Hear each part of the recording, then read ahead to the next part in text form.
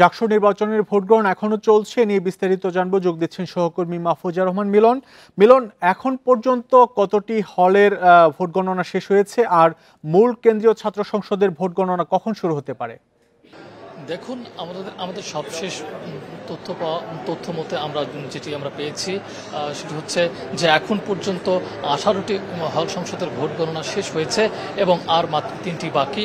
এবং এরই মধ্যে মধ্যাহ্নের বিরতি এবং জুমার নামাজের জন্য বিরতি দেওয়া হয়েছে এবং 2টা থেকে 3টার মধ্যেই হল সংসদের ভোটগুলো গণনা শেষ করা হবে এবং 3টার থেকে শুরু হবে কেন্দ্রীয় সংসদের ভোট গণনা। যদি আমি আপনাদেরকে এখন পর্যন্ত এখানকার পরিস্থিতি একটু দেখানোর চেষ্টা করি, তাহলে আমরা বলতে পারবো যে এই মুহূর্তে কিন্তু রিটার্নিং অফিসার যারা আছেন, নির্বাচন কমিশনার সহ যারা ভোট গণনা করছেন, তারা কিন্তু একটা বিরতির প্রস্তুতি নিচ্ছেন। তবে 2টি টেবিলে কিন্তু ভোট গণনার কার্যক্রম অব্যাহত থাকবে, তারা বিরতিতে যাবেন না শুধুমাত্র, এবং রিটার্নিং অফিসাররাও থাকবেন শুধু এই ডেস্কের দুটি অংশ বিরতিতে চলে গেছেন। তো এরই মধ্যে একটু আগে আমরা দেখেছি যে এখানে চিফ রিটার্নিং অফিসার ঘোষণা দিয়েছেন যে তারা কখন বিরতি শেষ করবেন এবং কখন কিভাবে তাদের কার্যক্রমগুলো শুরু করবেন। তো 3টার মধ্যেই তারা কেন্দ্রীয় সংসদের যে ভোটগুলো আছে সেগুলো তারা গণনার ঘোষণা দিয়েছেন এবং এরকম একটি সময় তারা লক্ষ্য স্থির করেছেন।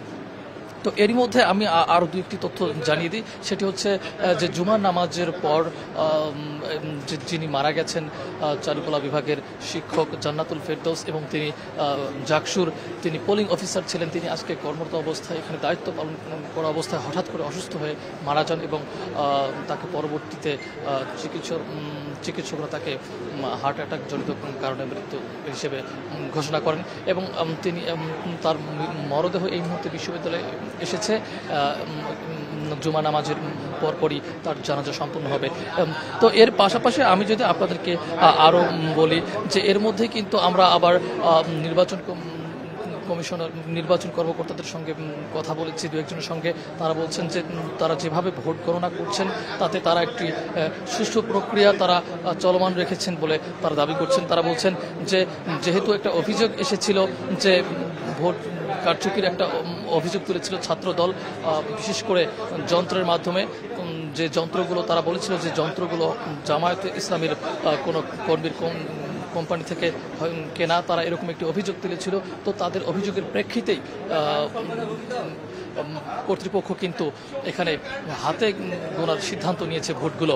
তো আমরা এর পরপরই আমরা আবার ভিপি পদ থেকে শুরু করে জিএস, এসজিএস যারা অন্যান্য হল সংসদ প্রার্থী আছে তাদের সঙ্গেও কথা বলেছি।